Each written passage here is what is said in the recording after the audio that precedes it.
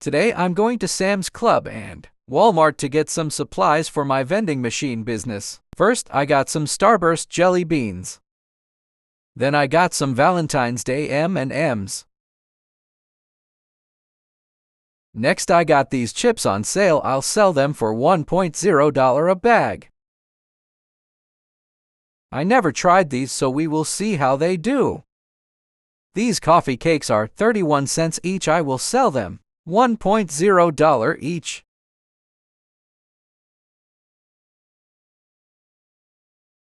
Now let's head to Walmart and get some more candy. I have to get my Skittles here because they haven't had them at Sam's Club. I'm also getting this 18-pack of candy to sell for $1.5 each. The last thing I got is this bag of Reese's Pieces. You like and follow. We are almost to 600 followers.